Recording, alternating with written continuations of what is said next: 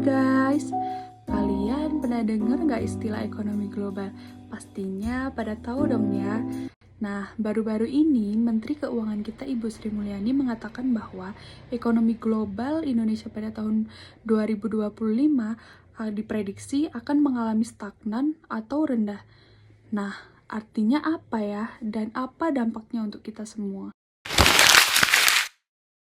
Nah, ekonomi stagnan artinya pertumbuhan ekonomi di dunia jalan di tempat bahkan bisa melambat.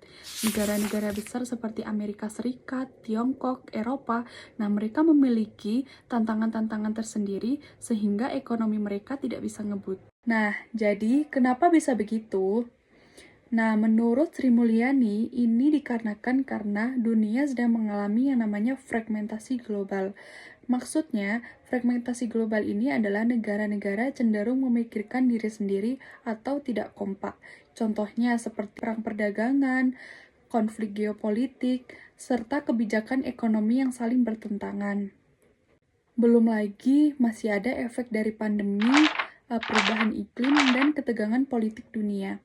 Semuanya bikin investor ragu, perdagangan lesu, dan ekonomi semakin melambat.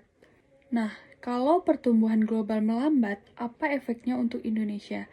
Yang pertama, ekspor bisa turun, lapangan kerja berkurang, dan harga-harga bisa naik.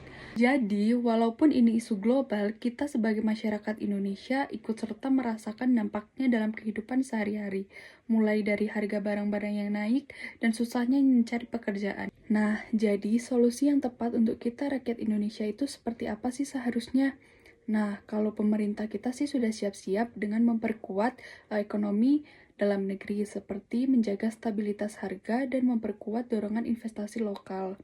Tapi, sebagai masyarakat Indonesia, kita juga harus bersiap-siap lebih bijak dalam mengatur keuangan dan lebih memanfaatkan peluang usaha di kondisi yang tidak pasti ini. Jangan kaget ya kalau di 2025 ekonomi global akan seret.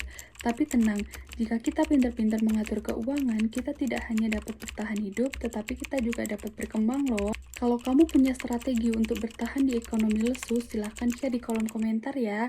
Sampai jumpa di video selanjutnya.